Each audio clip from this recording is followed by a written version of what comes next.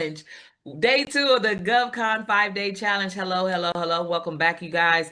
I like to start with those, Patricia, if you have the list of people, if you can see the people who were here with their hands remaining from yesterday, we will start with those folks and then we'll roll over into the new hands for today.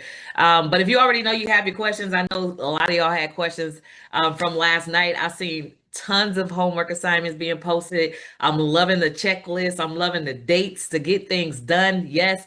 So let's go ahead and get it. We're going to dive into this Q&A and let me know who will come up first. Again, just remember, you want to start your question just so we can get through as many questions as possible with my name is, my business is, and my question is, and just go right into the question without the background information, unless I ask for further context about your business. So thank you so much. Hi, Ms. Vivian.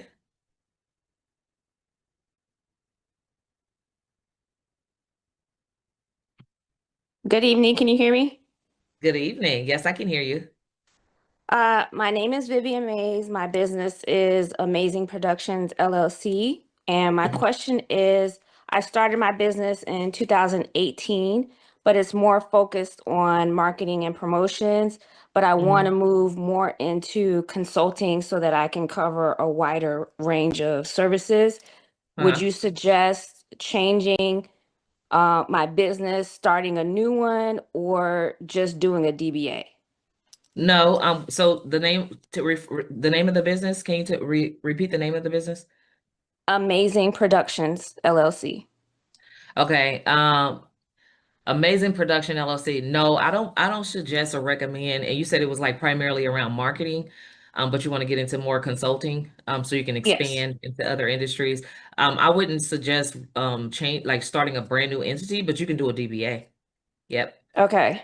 Yep. I would do Amazing Consulting, just Amazing Consulting Solutions or something. Yep. Right. As a That's what I was DBA. thinking. I was thinking of shortening the name because I use the initials of my company because it has my last name in it. So I was thinking of doing A&P Consulting. Yep. Absolutely. That's perfect. Yep. Okay. Good stuff. Thank All right. you. You're welcome.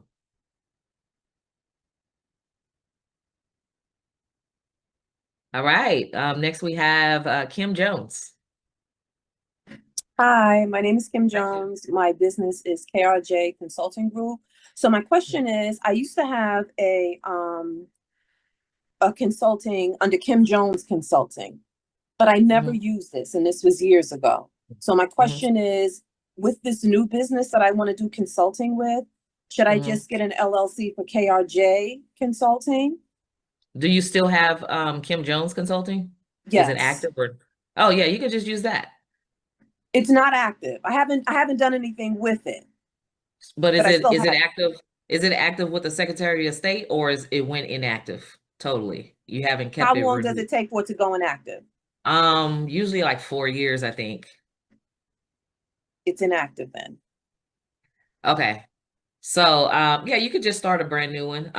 If unless it's worth it to go back, you don't necessarily have to go back and reactivate, because usually I know in California you got to go back and pay 4 years of taxes in order to reactivate an inactive business. So I don't know what state are you in? Pennsylvania. Okay, so you would just have to see if it's worth it, just kind of balance it out to see what it will cost for you to reactivate it. You may have to pay like 4 or 5 years or however many years you've been out of business versus just starting a brand new LLC. Okay, because in order for me to do everything else, I have to have the LLC in place, correct? You everything else meaning what? Like as far as getting the Dun and Brand, the Dun and Brad number and everything, it has the to list be that active. you gave us. Absolutely, yes, it has to be Okay, active. gotcha. So I think it's quicker to start a new LLC than it is to reactivate an inactive LLC as far as timeline. Yeah. Okay. Yes. Thank you. Yep, you're welcome.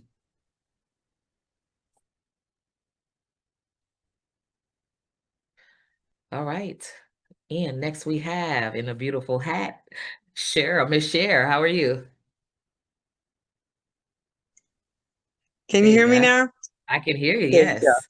Okay, Hello. so yesterday you were talking to someone about I'm sorry. My name is Cher Perkins, and I'm the owner and creator of Amazing Grace No, wrong one. Sorry, I deal with 4 companies.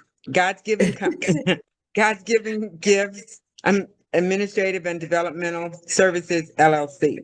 So basically, it's an umbrella for multiple companies. Anyways, so some of the companies, one of the companies is Amazing Grace Cleaning Solutions, Security Services, Home Health Care, and a special needs tutoring. It's called Exceptionality. I need to, I'm making an umbrella so that I can apply for, I did your seminar when you, that's how I got introduced to you, right? And you told us, hey, if you see a contract out there for somebody else, family, whatever, go do it. So I did it. Okay. So now I'm trying to get myself positioned so I can get contracts for them.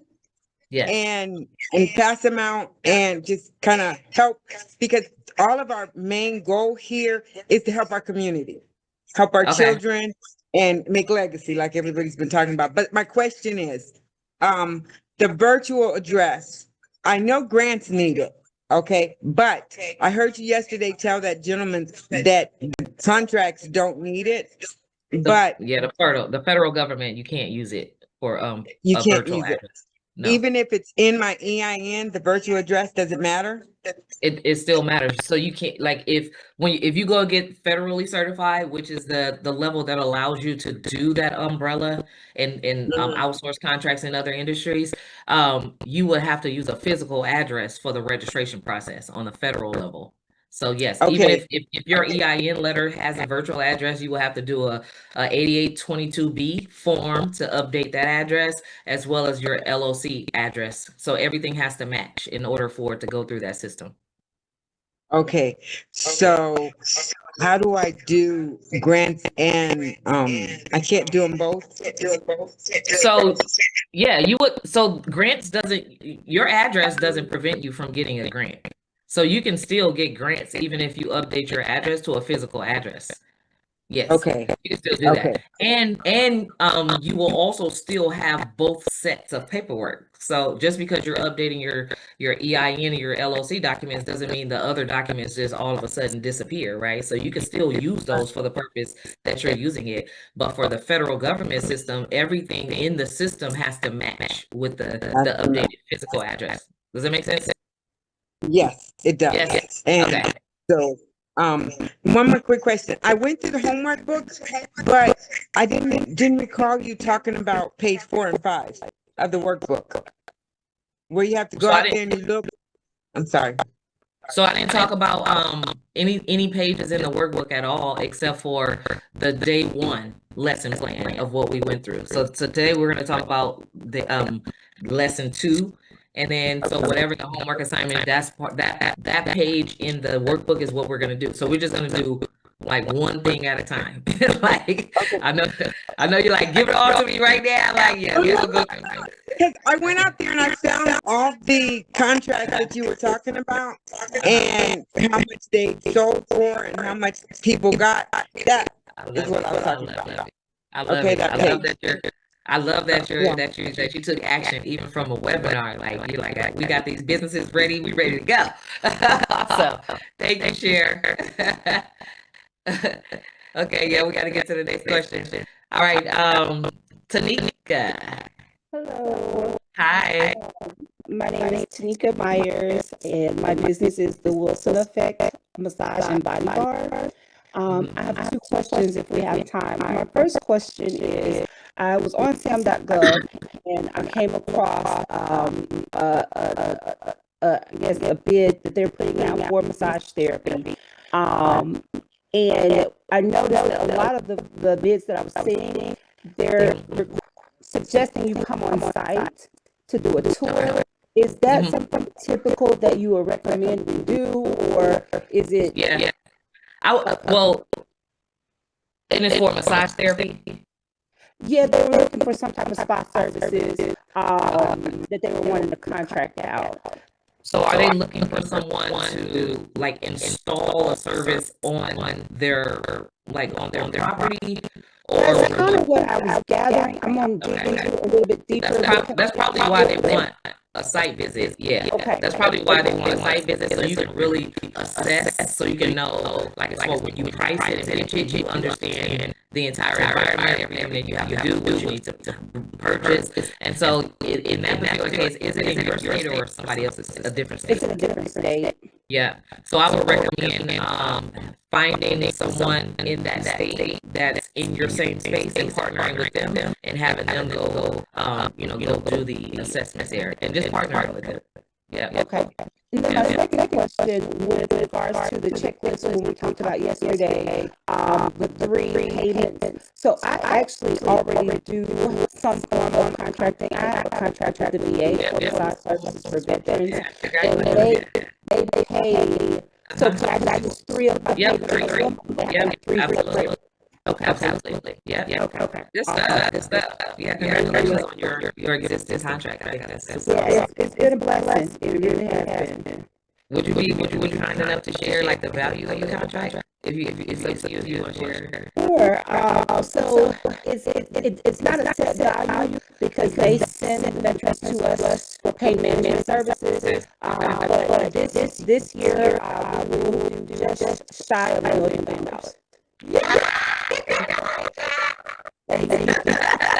Congratulations. So now it's time to just level up and scale from there. This year I have 17 people that are employed by me. And I went from being a solo practitioner just a year and a half ago.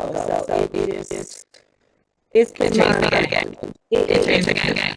So before contract, when you were doing individuals like business to consumer versus now in the government contracting side, how has your business like evolved? I do no more marketing. I literally sit and wait for my email to say they're sending someone else. Most weeks we get between 30 to 40 referrals from the VA. I have 4 locations, 3 here in the state of South Carolina, one back in my home state of Alabama, and then all have happened since February of last year. So I mean, it's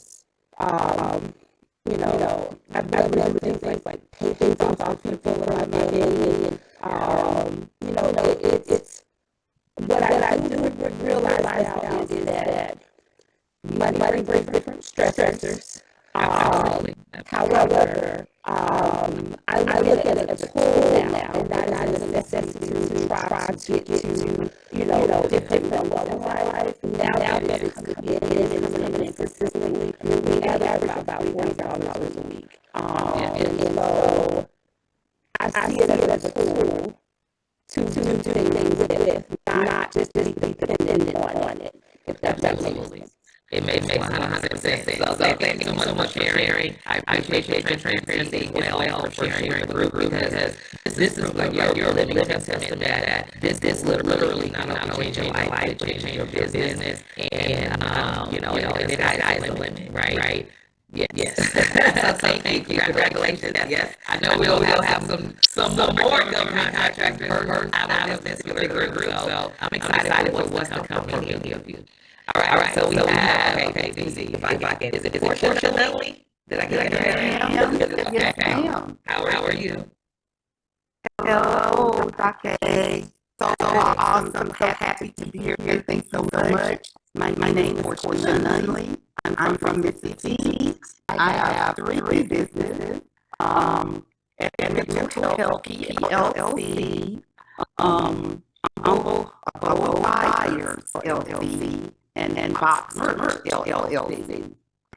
So I'm a psychiatric mental health nurse practitioner, and I was kind of a little shaky on. I looked at the 600, the list it had. I'm just really wondering if my niche in mental health is that going to be practical for me to look for contracts? Because I know that I looked and I saw a few things like maybe with the VA, but I kind of want to pick your brain, if you will. Yeah, so I would say, I would definitely say this.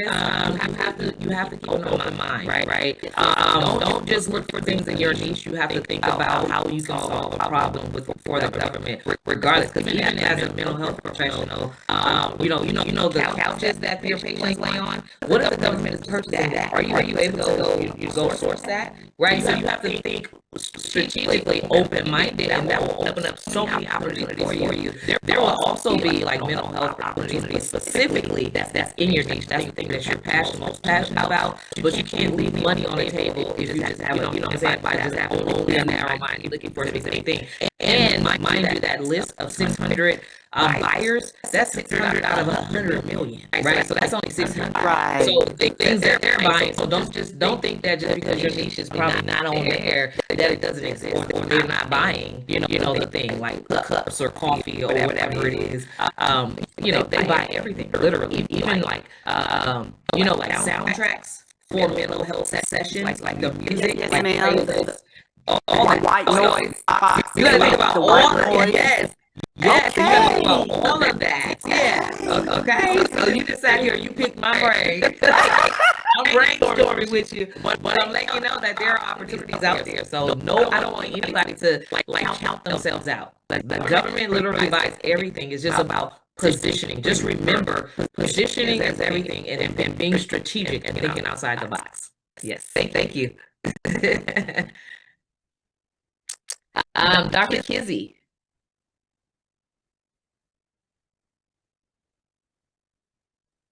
I don't know if anybody. Okay, You are there. Okay. Driving. Yes, Okay. I'm just pulling up. My phone is gonna go out a little bit, so someone else can go, and you come right back to me, Okay. please. I Sure. appreciate No it. worries. Thank you. You're welcome. Thank you.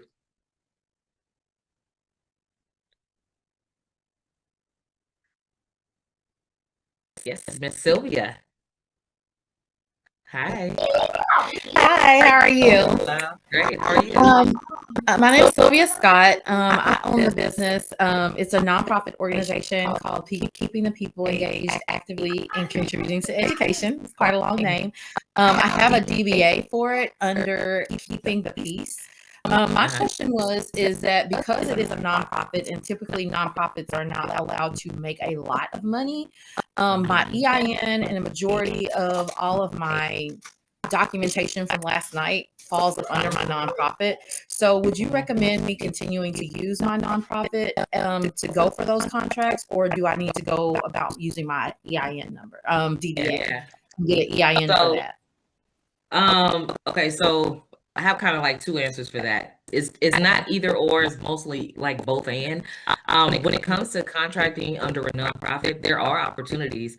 And you can make a lot of money with nonprofits. You just can't keep a lot of profit in the business. So that means you have to reinvest, you have to really spend the money, you got to use it.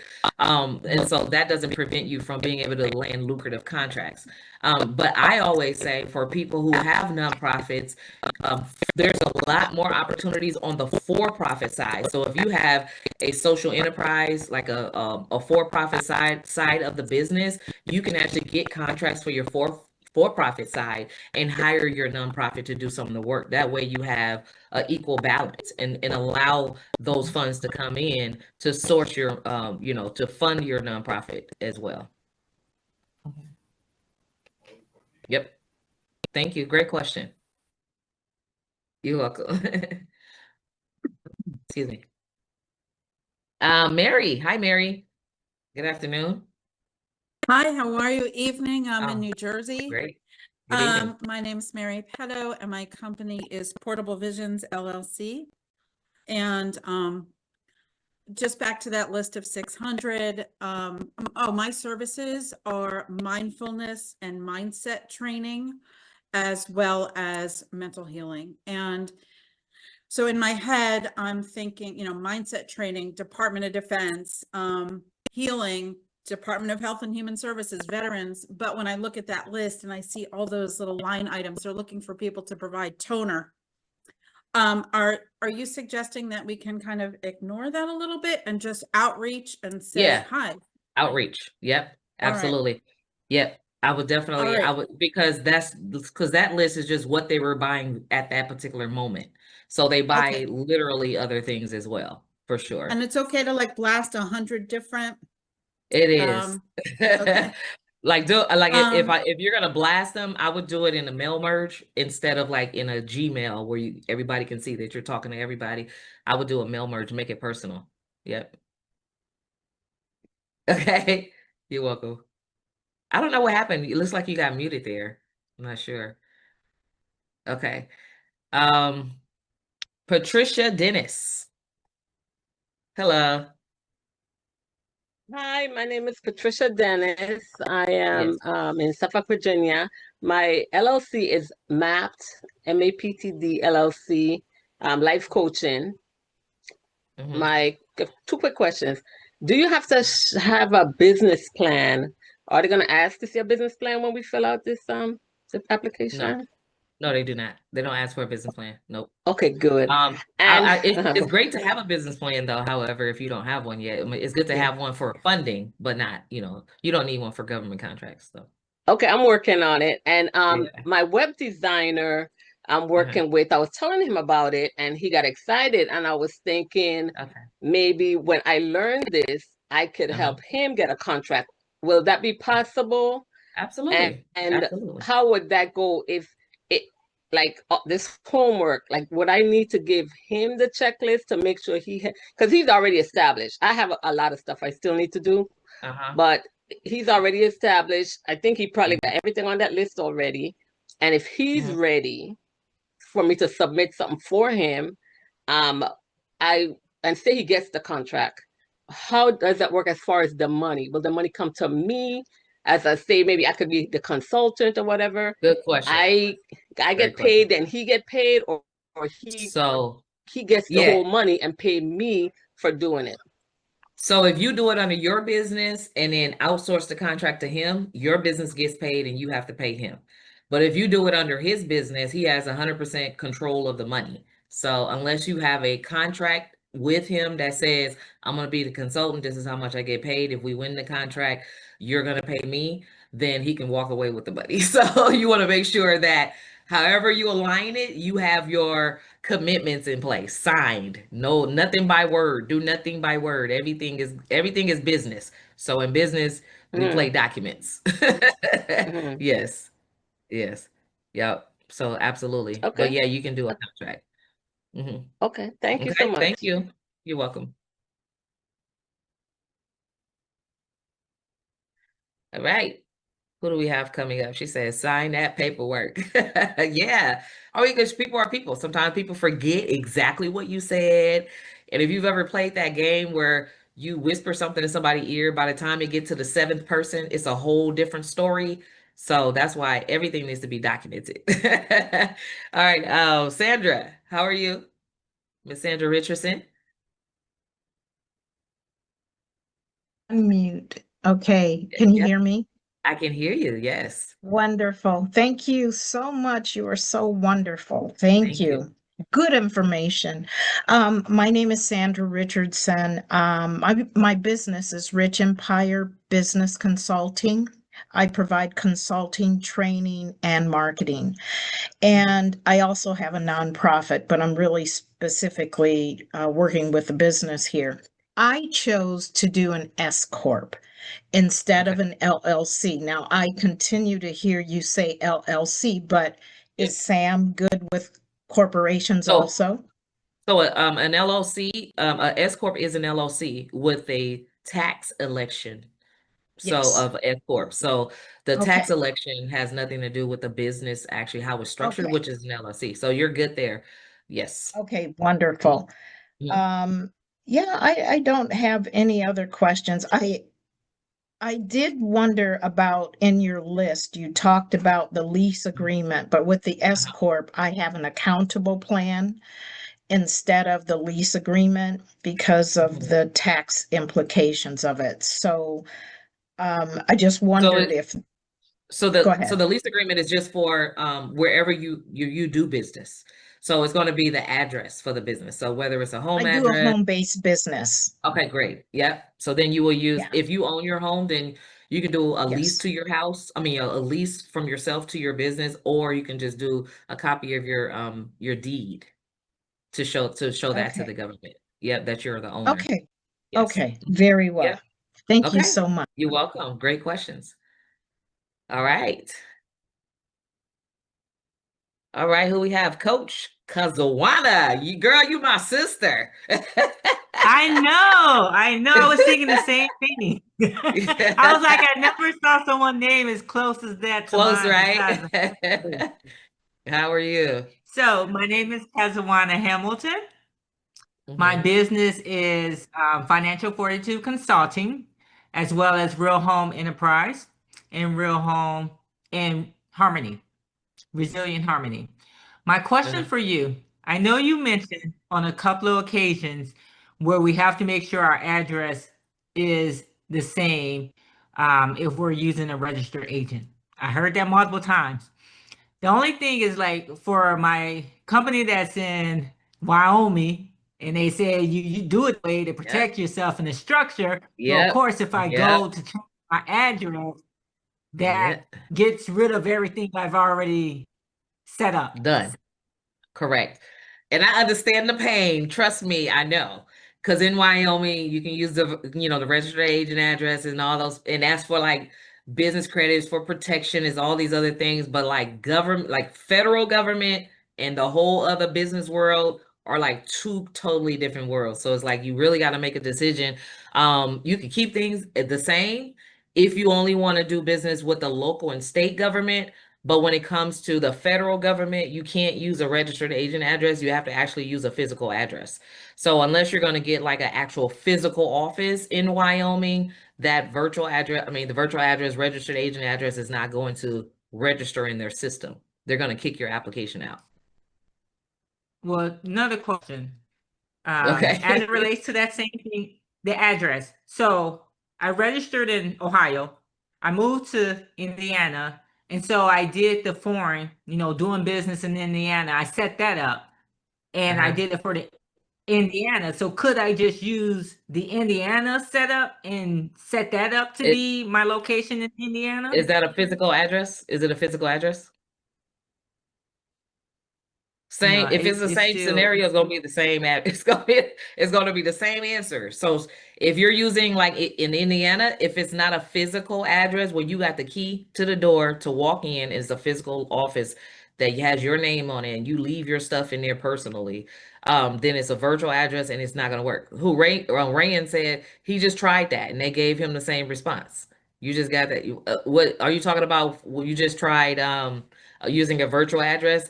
They will kick your application. It's really no wiggle a way around that. It's like even on the website it says do not use a PO box. You can't use it. So you have to use a physical address.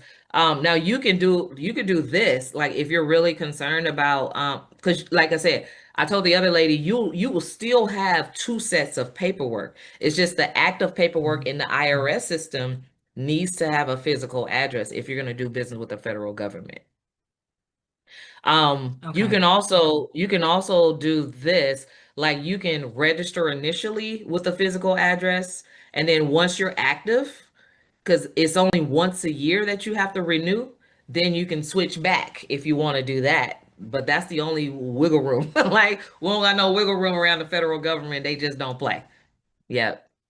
But great Okay, and question. then one other question as it relates to, you said the leasing part. So if I'm staying in an apartment, do I use my apartment lease for that section? Yes, you do. Absolutely. Yep. Okay, so I don't have to Absolutely. change anything or lease to Nope. myself. Nope. Okay. Just let them know it's a home-based business and this is my apartment. Yep. That's it. And then Yeah. one That's more, it. No, we can't. I'm as it sorry. relates, You have to get back in line because there's like a million people with their hands up. So but you got to get back in line. But just write your question down. I'm happy to answer that if we have time to come back around. Is that my cousin Renee? What's up, lady? Hi, how you doing? Hey, good. How are you? Good to see you here. I'm doing okay. You know, it's been a long time. I know. I have two questions. Okay, so we're just gonna Okay, get to so one. We're gonna do one. So pick the Okay, best they one. not long and then- questions though. Okay. What's your question? Okay, so the first question, do you recommend me finish the audit before I apply for a contract? Absolutely. Okay. Yep. Because Vallejo just sent me one for a training and I would like to go for it. However, I So was what does it closing my do? business. When It's does it doing do? training, job training. Same I thing I mean, did when? in Alice. What's the It's deadline? doing 6 days. Okay. So Do you today are I you did already? get my phone number back. I got my email back. I did all that, called Freedom Voice, GoDaddy, and did all that stuff. Every day I just have to be on it. However, I wanted to apply. Do you have, is it a set aside? Do you have to be a certain minority, woman owned, or is it just open? It's open. Okay. So just respond to it. Okay, my second thing was, do you have somebody that write out the proposal for you if I pay Yeah. them? Yep. Okay, I'm I gonna do. text you. All right. Okay. All right. All right. Okay. All right. Cool. Next we have Stanton. Hello. Wow, that was fast. Hi. Sorry, I was not prepared. I just had a question because, a lot of things came up for me yesterday. And sorry, I'm Stanton, and I do business as S&D consulting. I work mostly in the digital realm. And I guess what I'm curious about is like the whole credit thing. Like, does the credit need to be like cleaned up before you can even venture down this road? No, you can do business. Yeah. So the reason why I talk about credit is as far as like using your entire business to create wealth. And so, but for government contracts, you can have a 400 credit score. Like they don't care. So you don't have to worry about credit during this particular journey. But like long-term thinking, you want to think about having access to capital, growing, scaling, all those particular things. Then that's when it's going to come in handy. Yeah. Okay, and then how does that relate to the D&B number? Is The Dun that and Brad. contingent on your personal credit score? No, it's not. It doesn't. The Dun and Brad number is only it's a number that tracks your business federal funding. So it allows you to be able to build business credit on the federal side as well. Okay, great. Thank you so much. I just You're wanted to welcome. clarify. Great questions. Great questions. I see y'all trying to sneak in these two little questions and stuff. All right, so let's try to stick to one because like I want to get to as many people and give people a chance to be able to ask questions because we have like 20, I don't know, 25 hands up. Let's try to get through them. So try to stick to one if you can, and please try to go to my name is, my business is, my question is, and question starts with who, what, when, where, why. Okay. So who do we have? Who do we have up? Okay. Miss Erica Morgera? Morgera. You know how to get it. It's fine. Hi, Morgera. How are you? Hi, thank you. I'm well. Thank you for having me. My name is Dr. Erica Morgera. My business or my LLC is Morgera Enterprises. And I am trying to figure out, I was on the call yesterday and I have questions about virtual addresses. So when I went through my situation of setting up my LLC, kind of moved away from using my physical address because then it's out there for the whole general public. And when you are trying to get maybe loans and things like that, the bank doesn't like home addresses. So it says that it's a physical location, but it's also it says that it's physical, but also virtual. So now I'm confused as to, I set it up and I got this address that they said was available so that I could get mail, but they will also scan my mail and send it through email. So I don't have to go. So So 9 times out of, so it's a virtual address. A virtual address is any address that you're using as an address for the mailbox. and then they're sending you your mail, forwarding your mail to an actual physical location. It's any address that you use that you do not have. This is a door with a key Gotcha. to it. If you don't have the key to that door where you can leave your purse in and close the door behind you, then it's not a business address. It's a virtual address. And then on your lease agreement, it should say virtual address or mailbox office or something like that on it. But I understand when it comes to business credit, when it comes to funding, when it comes to banks and stuff, that world is completely different from the government's world. So, but I do know that with your city and county, you could use a virtual address. With the state, you could use a virtual address. But with the federal government, you cannot use a virtual address. So you have to think about, like, these are the rules of the game. Do I want to do federal or not? I think the young lady that shared how she, generates about $40,000 a month. I think that's a federal government contract, if I heard her correctly.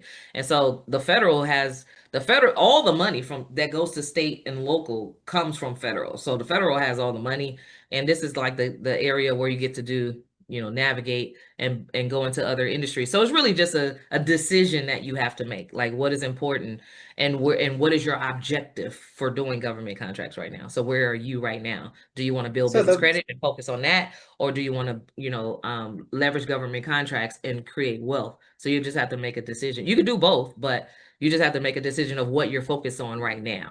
Does that make sense? So the virtual address would not allow me to do government contracts. It won't allow you to do, you can't do federal government contracts. You won't be able to use that virtual address in the federal registration process.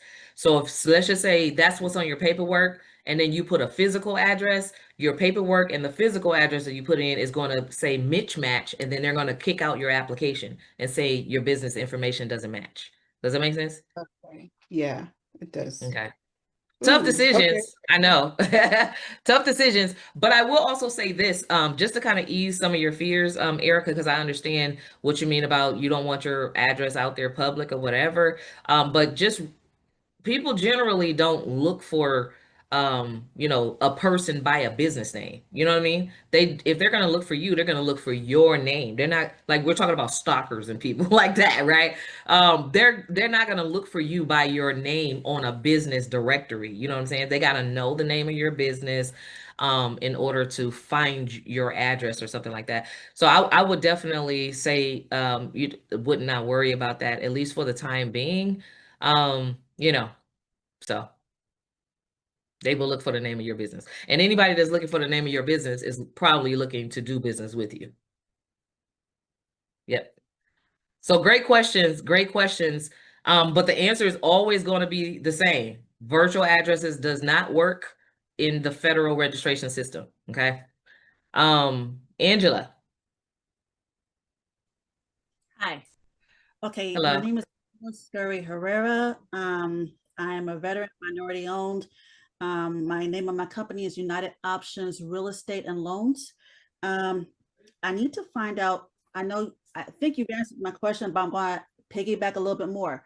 So I want to find out, is your address kind of like public? Because the business that I do, real estate, I don't want my home, like the last question you had, but I do have it's kind of like a virtual, but it's like I can get conference to have office space to use 10 hours a month.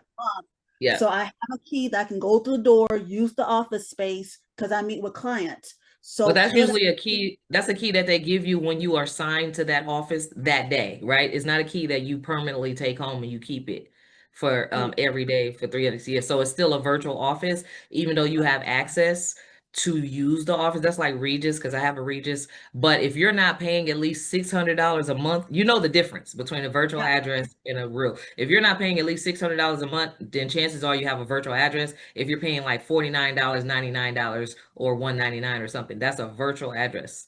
Yeah. And you have to use the home address. And is that made, like you said, is made public, but people are more likely use your looking for the company for the services that you have?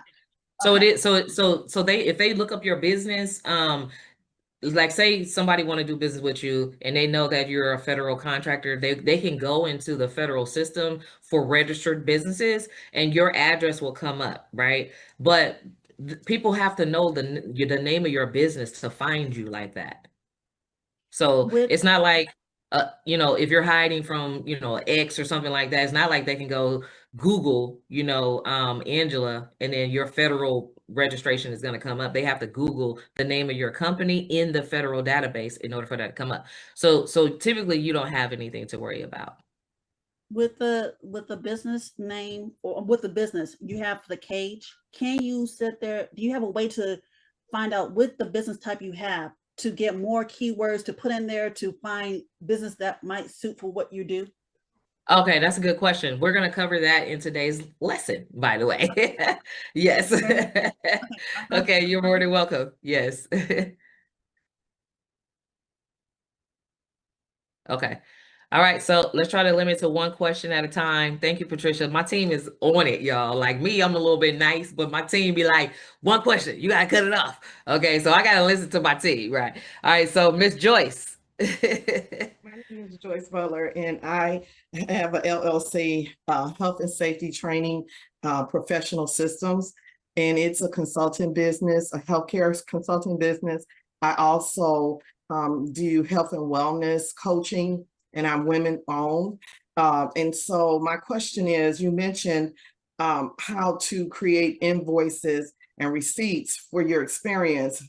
But I wanted to know specifically if it's related to work experience. How do you create that proof? So if it's related to work experience, like it was an employee. Yes.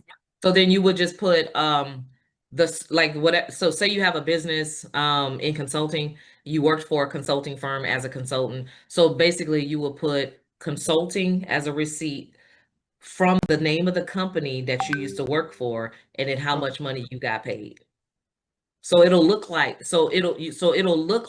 you're not an employee, you're just using the title consultant and this is how much I got paid without over explaining I got paid as an employee, right? You're just putting this is the name of the company, this is what I did, and this is how much I got paid. Do you understand that? Yeah, I'm curious about this. How do I put my salary, or do I use fair market value? So you could just put like 30 days of consulting and then just put what you got for that month. Yep. Okay, great. Thank you. Yeah, you're welcome.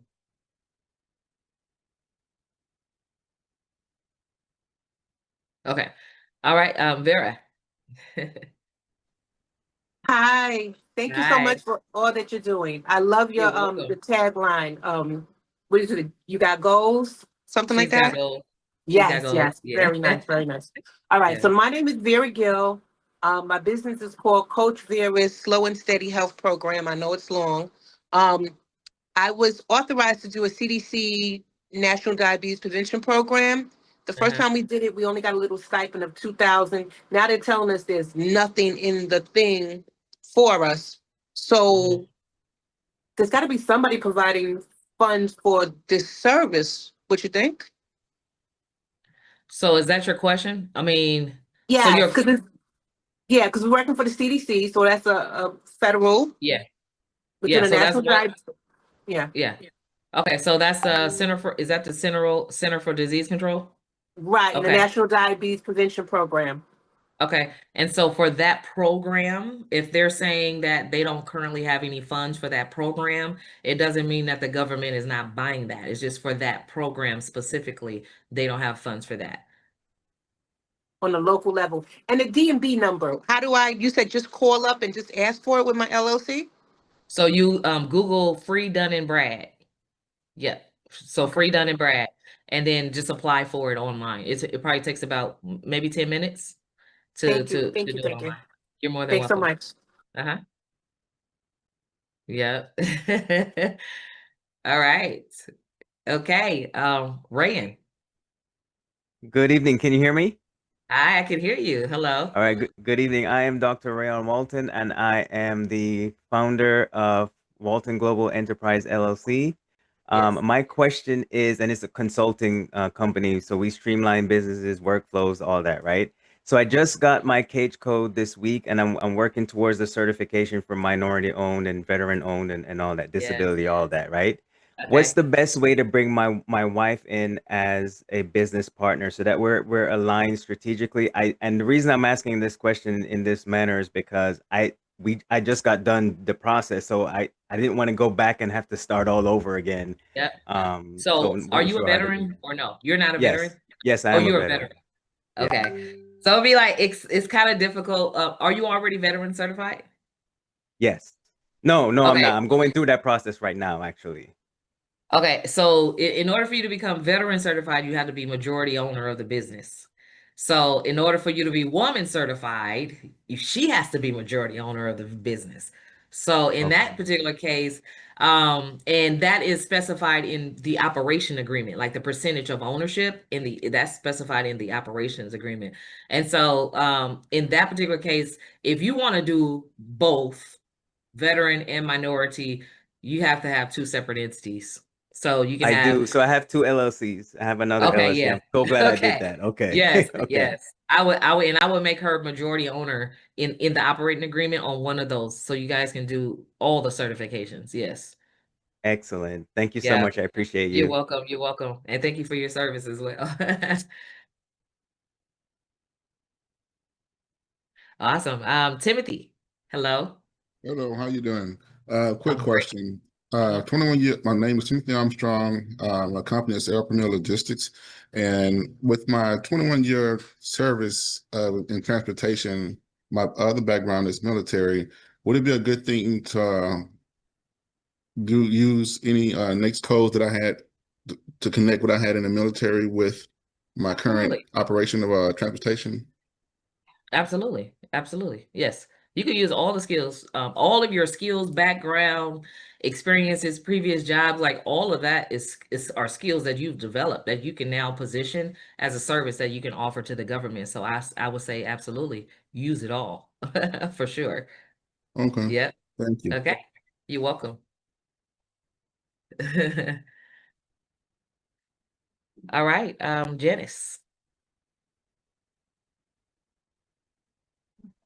Hello, can you hear me? Yes, I can hear you. Oh, great, Hi. great. I'm excited. So, my name is Janice Johnson from Ohio. The name of my small business is Voxmatics AI Systems, which is basically I have an AI system that helps businesses to answer the phones for them or assistant. So that's that part of it. However, and I have the EIN and moving forward with that. But now that I know what's happening here, I don't want to stop that, but I do want to do this because my background covers consulting and systems and all that. Yeah. Can I use Voxmatics AI systems or should I DBA and do something like Voxmatics contracting and consulting? I will do that. Yep, DBA. Absolutely. Love I you. would totally do Okay. that. Yeah. I don't want to take people time, but thank you so much. That was bothering me. Okay. Thank you. Awesome. And what a great service. Mr. Jason Pike. Hello. Trying to find Hi, how to, there you my go. question is pretty straightforward. My name is Jason Pike. I have an old business that I haven't revived completely, but I will. At this point, I don't remember the name of it off the top of my head. But the bigger question is when I was trying to do the homework, it said, what is the URL for verifying how much the government's spending on exact products and services?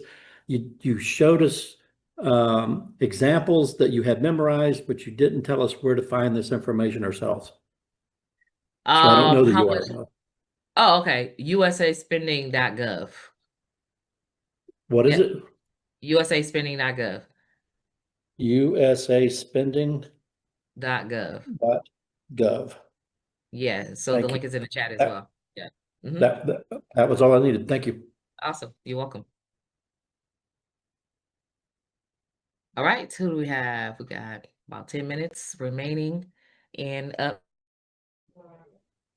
Giselle. Giselle? Okay.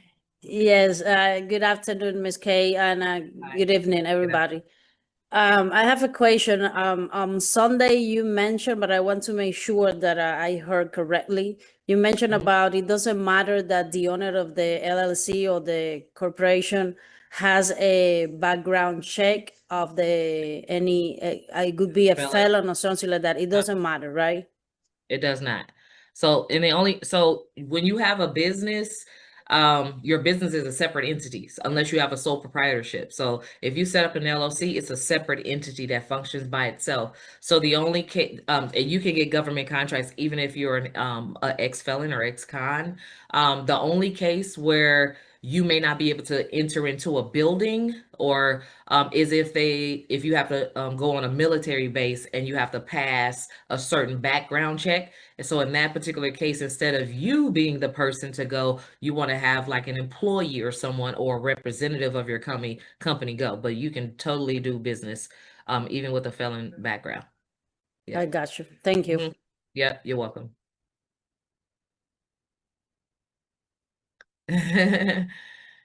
All right. Is it done? Yes, you got it. Hi. My name is Hi. Good evening. Thank you for everything you do. You're Not to take welcome. too much time. Yes, my name is Jotsuni Banjo. I haven't set up a LLC. I had one at one time, but it's not operational anymore. But I'm looking into doing this as a sole proprietor. Then I'll do like a DBA. So my question is, how can I position like my DBA to cover as many services as possible? How do you position your DBA? Okay, to cover as many that's a really great question. So you want to stay away from things that ties you into an industry, like names that has real estate or trucking or anything that has a specific industry name in it, and stick more to solutions, enterprise, or just LLC in general. So it could be Dooten Solutions, right? It's very general. Nobody knows what industry that is. So that allows you to do a lot more under that umbrella without being questioned about what industry you're in. Okay, great. Yeah. Thank you so much. You're welcome.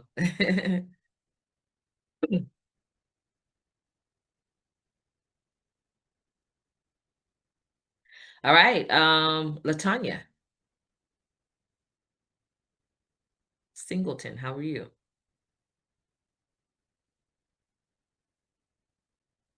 Good evening. Thank you so much. You're welcome. Okay. My name is Latanya Singleton, and my business name is Single Source Consulting. I haven't set it up or established it as an LLC yet because I'm a federal employee. So I was a little bit apprehensive about entering this space because I don't know that much about the other side of it. So that's why I'm here for you. Okay, cool. So as a I federal, need to know what agency do you work with? Army. What the Army? Okay, and so I will say as and maybe this is probably going to be. Let me let you ask your question specifically first. No, it's pretty say. general in terms of learning whether or not I can actually apply my skill sets in this space because I know there's billions of dollars out there. I see the billions of dollars pass my desk almost every day. Absolutely. Yes. Absolutely. So I just needed to know whether or not I can apply myself. Some of my skills are grant writing, accounting services, and career coaching. Absolutely. So yes, you can actually jump into the government contracting space when even as a federal government federal employee. However, you cannot do business with your agency. Okay. To be safe, I would do business with the state and the local. But I do know federal employees who are doing business with the federal government. They're just staying away from their agency because then it becomes a conflict of interest. Okay. Yep. I'll get back in line and ask my other question about my daughter's business. But thank you very much. And I'm happy. Yep. Yes.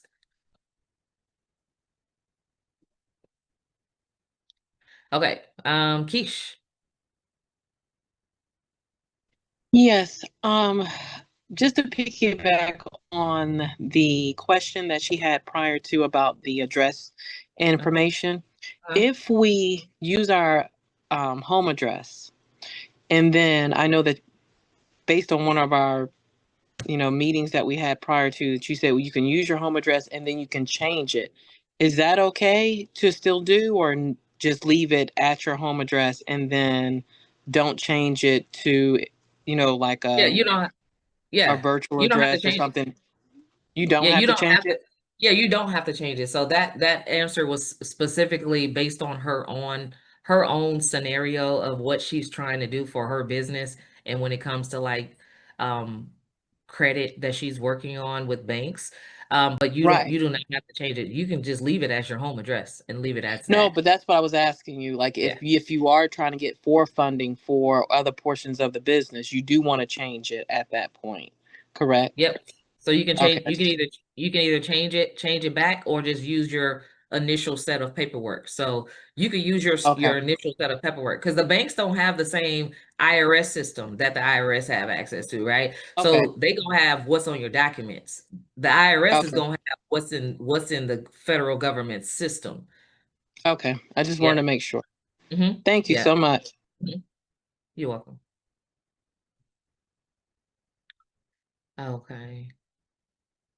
Cool. Michelle. Hi, Miss Michelle. Hi, good evening, Hi, how are everybody. you? Good evening. I'm great, thank you. Glad to be here. My name is Michelle McJunkin, and I'm an architect. The name of my business is Designs for You. I kept it as universal as I can.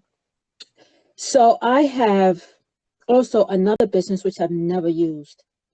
It's an LLC, and that was for real estate. And I called it Dun and Bradstreet office. I don't want to change my number to my Dun and Bradstreet number to my current business, which is Designs for You. Should I Okay. change the number, or should I get a brand new one? As far as phone number? No, Dun and Bradstreet number. Oh no. So if you already have a Dun and Bradstreet number for your business, you won't be able to change it. You can't change it. It's already tied to your business. Okay, because they said they would, because I'm not using an LLC. So instead of getting a brand new number, I just use the same number with a different business. Okay. So that LLC, that DUNS number was connected to that LLC. So if you have a Right. new business, you have to get a new Dun and Brad number for that business, because it's going to follow that business. Yep. Okay. Okay. So should I do? Okay. So no, so you don't have to do anything. Okay, so Go that ahead, I'm sorry. LLC now, I haven't used it. Mm-hmm. Can I revive it and use it now if I wanted to? I mean, because Yeah, I you haven't can. paid any taxes or anything. Yep. You can revive it, but you have to figure out what is going to require for you to revive that LLC. So you may have to pay some back fees if your state requires you to pay annual fees for that LLC. So you probably have to go back and pay all that to revive it. And then so from there, you can make a decision of whether or not you want to revive it or just start new. Okay. Yep. Mm-hmm. All right. Cool. I think we got time for one more question, Pat.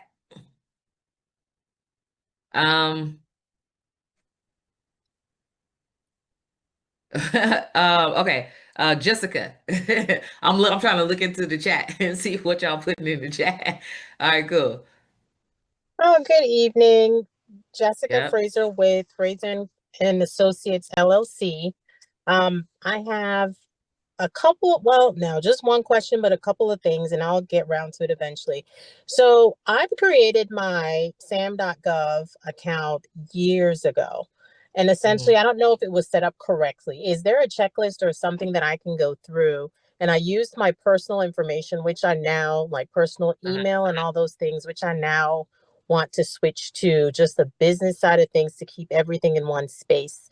Is there a Yeah. checklist or something that I can use to go through and just Sam.gov. update it and do what I need to do?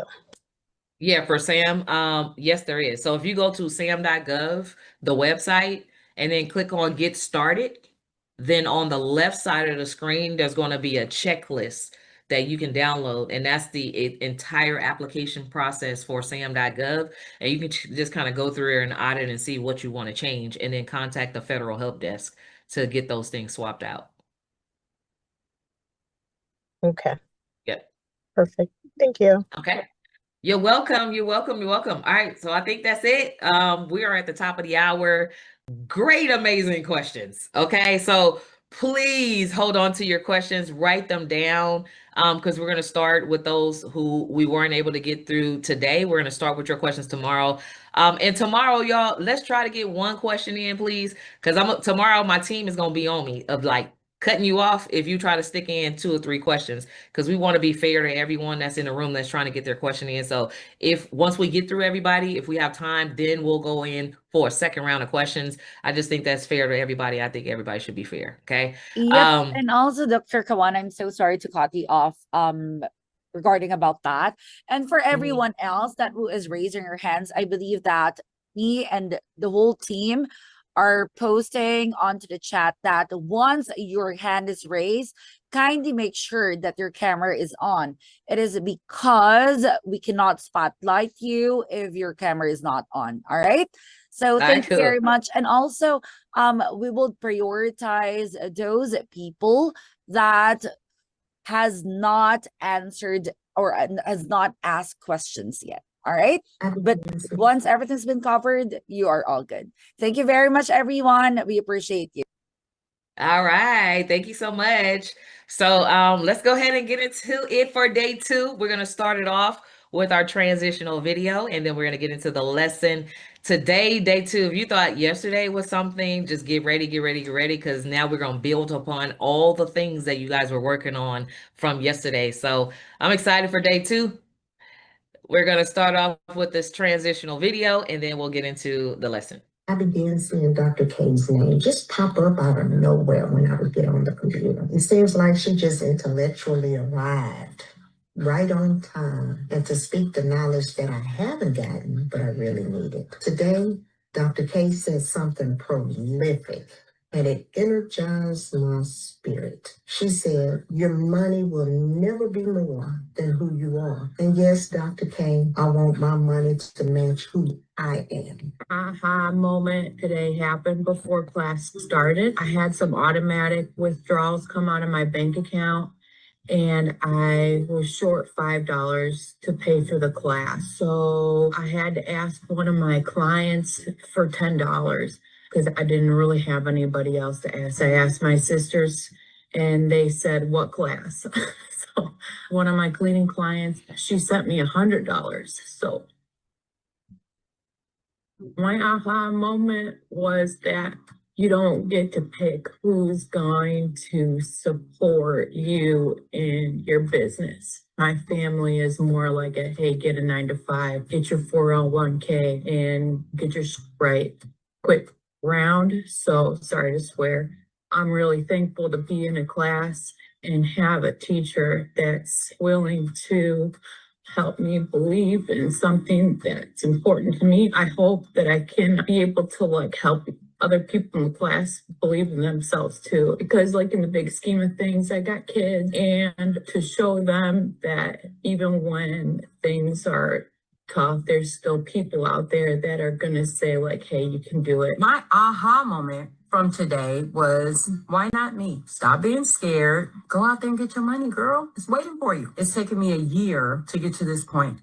This is the second time this opportunity has come to me, and I'm not sleeping on this one this time. Is there anything better than that? You will be loaded with information to grow your business. One thing is to open business. So after you open the business, then what? I don't know about you guys, but financial trouble is real. It's real for me. I have been struggling with my business for over almost 2 years, and change my business, change my life. Anyone who cares to listen, I'm telling you now, you will land a government contract. If I can do it, anyone can do it. This is the right place to be. I know for me, something that kind of stuck with me was, who am I becoming in this process? And I know for me right now in my life, I tend to put things off, and I have a small child. Most times I'm tired, but I have to stay focused on who I'm becoming in this process.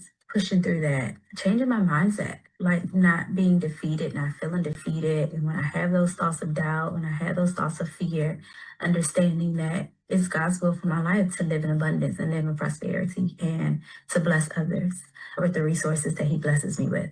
Thank you, Dr. K. This is very eye-opening, and I will definitely open up, right, to the possibilities first within our minds. It's a big thing that we've been talking about. And thank you for equipping us, right, with this information and being able to enlighten us, right, as to what's out there for us and success is within a reach of hard work. And if we put in the work, we can obtain it. All right, so day 2, yes, it's all about believing that you can do this. Of course, there are so many opportunities. There are some like contractors, government contractors that are in this particular space right now, that are in this room. There are federal employees that are in this room like, hey, I see this money coming by my desk. I want to get myself a piece of the pie. And then there are you, right? There is you who is here looking to grow and scale your business in a way of government contracting opportunities. And so this particular week, of course, I just want to remind you the best way to get the most out of this particular training, and we all want you to get the most out of the training, is to show up every day. Show up live, cameras on. We understand if something really important is going on and you just cannot make it. But if you're a VIP, you get to watch the replays every day. I think the replays are in the school community, and you'll get limited access, extended access to that after the 5 days to be able to catch up as well. But just show up every day, and we're gonna give a cash prize away. I think we had a winner yesterday. I can't remember who the young lady was that won the $250 cash prize. We're doing it again today, y'all. So all you got to do is be active, right? And by the end of the week, we're gonna give out more and more and more cash prizes. Day 5, I don't know what the prize is going to be. It's probably going to be bigger, something crazy. Like my team, I leave that up to my team. They're working that out. But before we dive into today's lesson, I also want to say this. Be very mindful not to do any poaching. Poaching means if you have Bitcoins or cryptocurrency and you're trying to get people to come over to your side to sell, to buy cryptocurrency, try not to do any poaching in this particular group, because this group, like, I want people to be focused and not distracted by anything, by trying to move people to communities and where they think they can be motivated to get government contracts. This is a real serious thing, right? I have a blueprint that I'm rolling out day by day for you all. So please try not to be distracted by anything that's happening within the communities. I mean, we all love everybody that is here and everything like that, but I don't even know, I haven't vetted anyone to say that it's okay to go be poached, right? I don't want anybody to, venture off and be distracted and end up somewhere they didn't intend to be. So let's stay focused. But also, what else is there? I can say that if the government is obligated to spend the money, we all know that. Small Business Act of America says that. Who actually looked that up? Has anybody looked up the Small Business Act of America? Like after I talked about it, did you go do your due diligence and say, let me see what this girl is talking about, right? So after looking that up, you understand that they're obligated to spend this money, right? So if they have multiple trillions of dollars annually in a budget and that they have to spend with certified businesses, is there any reason that you can think of that this won't work for you? Let me know. Is there any reason at all that you can think of that this won't work for you? The only reason why it won't work will be if you quit. That is it, right? And I don't believe we have any quitters like y'all here day 2. Like, so I don't think we have any quitters. So this actually works, but it works when you work, right? So just like yesterday when you guys were doing the work, like I felt really great about the action steps that you were taking, because I seen people are getting things done today. They're getting things done by Friday. Some people had some things on their list that they needed to do by next week, but you didn't wait to December, right? You're not putting, I'm gonna do this in December after I've gotten all these other things out of the way. You're like, let's get it done, because that's the only way to get closer to getting your government contract. So kudos to you. Let's give yourself, some emojis in the chat just for doing the work that you're doing, right? And just completing the work. Okay. Let me make sure I close this. I thought I was still sharing, making sure I'm not sharing sharing my screen still. Okay. So yes, yes, yes, you deserve it. Complete the work. Yes, you deserve all of that and some. All right. So how many of y'all enjoyed the lesson from day one? Type ones in the chat if you enjoyed the lessons from day one. Give me some ones in the chat. Yes, yes, yes, yes. Okay. All right, cool. So now I want y'all to be a little bit transparent with me. Like, I'm the one that I love transparency. I keep it real. I love to be 100% transparent, but I want y'all to keep it real with me too, okay? How many of y'all enjoyed the lesson, but honestly, you felt just a little bit lost yesterday? Anybody? Give me some tools if you just felt a little bit lost yesterday. Okay, understood. Understood. Okay. Because I mean, of course, this is something brand new, a new concept. Some of you are brand new to business. You're starting business for the first time, all those particular things. Or for some of y'all, you auditing your existing business. You're like, I don't even know what these things are, all those particular things. So that's to be expected, okay? And I thank you for your transparency. So let me also be transparent with you back. My goal with this 5-day training is to simply expose you to what's possible and show you that it is possible to win and earn 6-figure government contracts, and for some of y'all, even 7 figures in government contracting and beyond, okay? So I do not expect you to be an expert in government contracts by the end of the week, okay? And you shouldn't either, okay? You will not learn everything about government contracts in just 5 days. It's impossible to know that, okay? But I do expect you to know whether or not you believe, because believing is everything. I do expect you to know whether or not you believe that it's possible for you or not, right? So for those of you who truly believe that it's possible for you, I'm going to be giving you an opportunity on Thursday to work with myself and my team, you know, over the next 6 months so that we can walk you step by step and guide you to landing your first 6-figure government contract. Okay. That's going to happen on Thursday. So for now, let's just focus on learning and executing every day. And then on Thursday, we can make that decision if you want myself and my team to help you. Is that fair? Okay. Awesome. Awesome. Awesome. Okay. So day 2's lesson, yesterday, I want to see, like, I seen the posts in the chat, but how many listing items did you guys come up with yesterday? Just give me a number in the chat. Like, some of y'all had, I seen somebody had like 30 different items on their checklist, right? We're talking about 30 different potential industries, 30 different services, 30 different types of contracting opportunities, 30 different line items on an invoice. Like, that just means so much, right? There's so many different opportunities that are out there. Once you understand how to literally play the game, then we're just going to get yourself closer to the money. And so when it comes to why I have you do those exercises is because sometimes people just leave so much money on the table if they're thinking small, right? If you think small, you're just leaving so much money on the table. So speaking of this thing called belief, I want to share something with you all that literally helped me to go from a 5-figure earner. This is the difference between being a 5-figure earner and being a person who actually not only generates multiple 7 figures in a year, but I've also generated 7 figures in a single day by belief systems. Okay. Can I share with you all my belief to wealth flow matrix?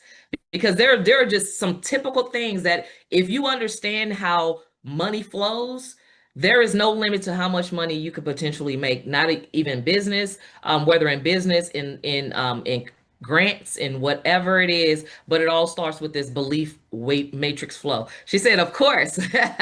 I love, as y'all can see, I love teaching and training, and I love like sharing what has worked for me and the ideas that has really helped me to grow and thrive in business. I love sharing that information. So let me go ahead and share my screen really quickly here. And I think I'm sharing. Okay. I have a lot over here. Okay. So this is called the Belief to Wealth Matrix Flow. Okay. I'm going to just write it. Oops. That's the thing about this thing. I'll just have to type it. That's the pen is not working right. Okay. So I don't know what's happening with this. Let's see if I can, okay. Come on. Give me a text box. Okay, there we go. I don't know what just happened here. Okay, so belief to wealth matrix flow. Okay, so this is a framework and methodology that will allow you to understand how abundance work. And there are typically 5 levels to the belief to wealth matrix flow. Do you know that creating wealth, whether what wealth looks like for everybody is going to be different? It may be hundreds of thousands, it may be millions of dollars, it may be billions of dollars, right? It's all going to be different based on who you are and how you identify yourself. Speaking of, the top level to this belief to wealth matrix flow is going to be identity. Make this smaller. Identity. In the beginning, in Genesis, when God established the world, first, before he established the world, he established who he was. It says God, who was the identity, right? So identity is very key. When people don't know who they are, identity, who do you say you are? Who do you believe that you are, right? If you don't know who you are, when it comes to money that flows, because money is not a physical thing, okay? People think that money is physical. Yes, there's been some physical manifestations and representations of what money really looks like in physical form, but money is a spiritual thing that we attract, okay? And money flows, and it's supposed to flow freely, right? And because money flows freely, it kind of flows through this channel, this matrix right here. But when you don't know who you are, then there's stoppage or blockage, right? If you don't know your identity, who you are, who you say you are, and sometimes identity comes from externally hearing what people are calling you, right? Sometimes the names that people call you, the things that you've heard, all those particular things shapes your identity, believe it or not. And so if you don't know who you are, then there's blockage. Money can only flow so deeply, right? And so the next level to this belief flow is purpose. Purpose. When you don't understand your purpose, that also stops blockage, because you can know who you are, but if you don't know what your purpose is, maybe that's a block for your money to flow to the next level, right? To increase, right? For you to attract more wealth into your life. So there's a scripture, there's a biblical principle in the scripture that backs up what I'm getting ready to share with you all. There's a scripture in Proverbs 23:7, and it says, as a man thinketh in his heart, so is he, right? As you think in your heart, so are you, the identity, okay?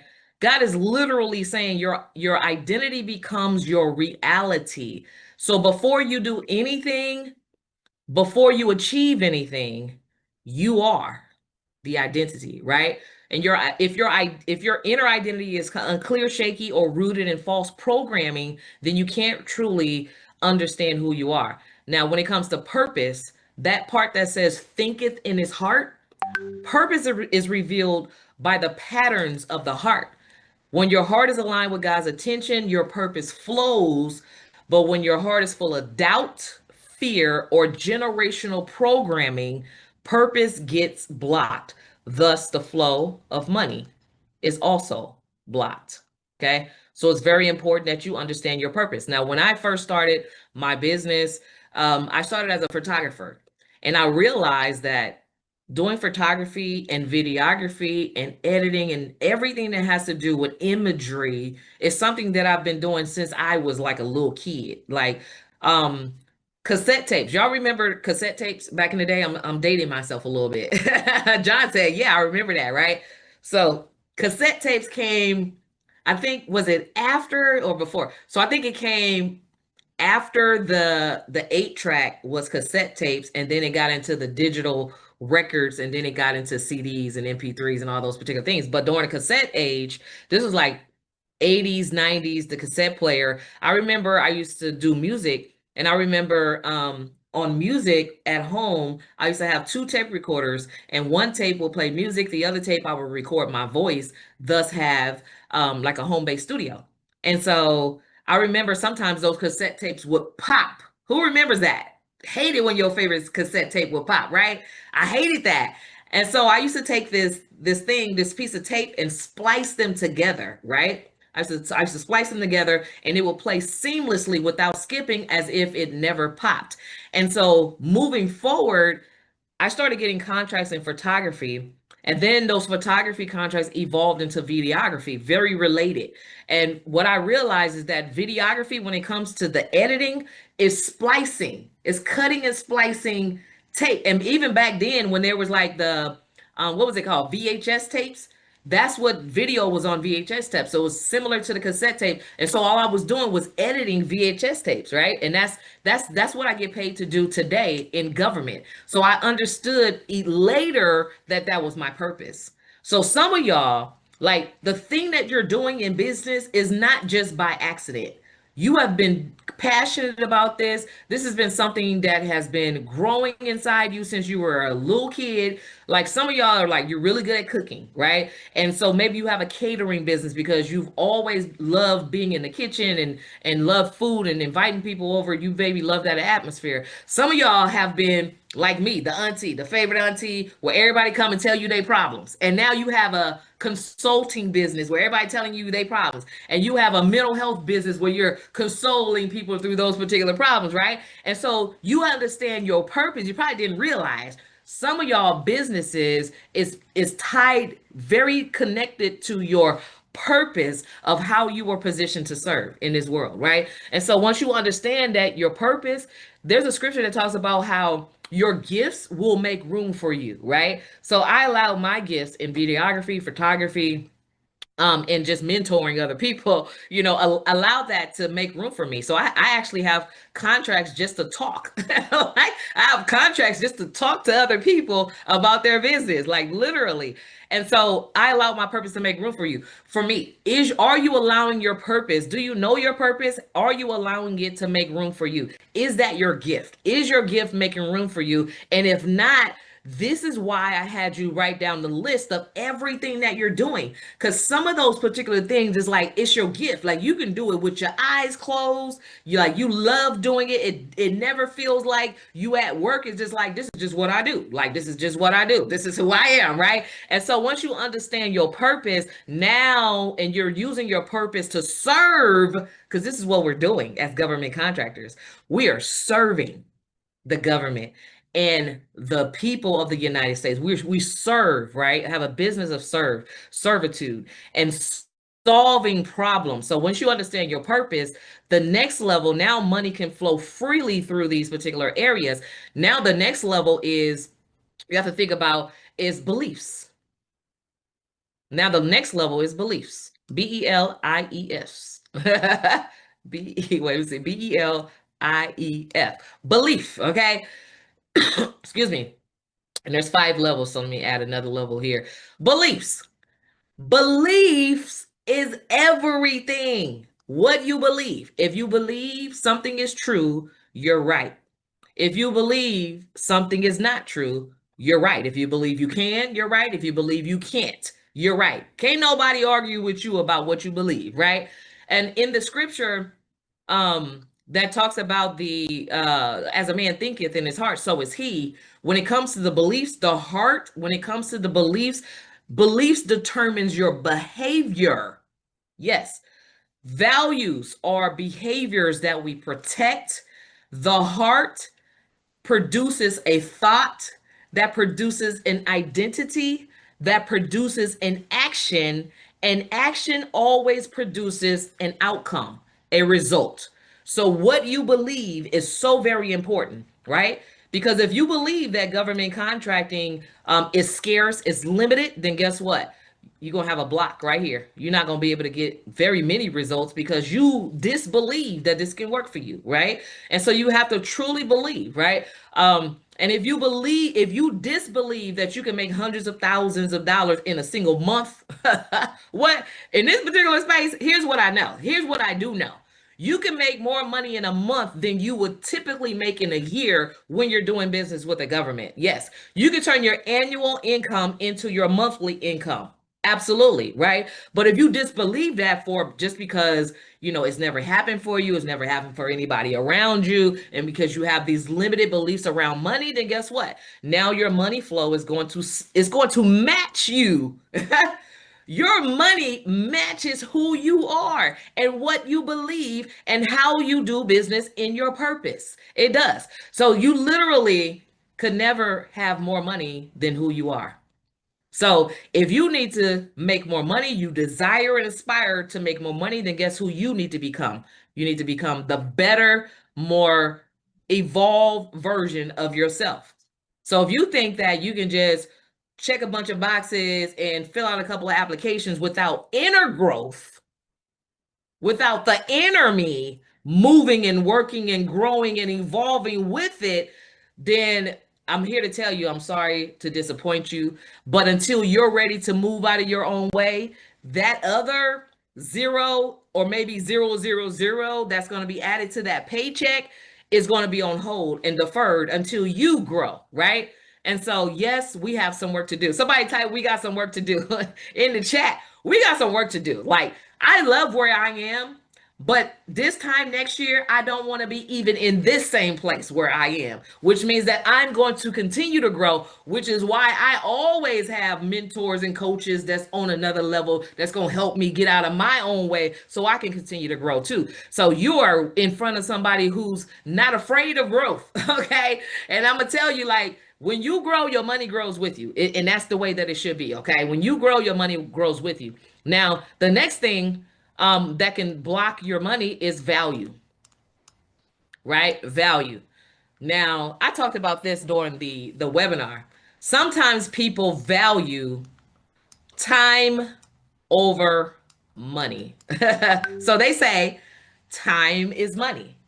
And when they value, actually, they value money over time.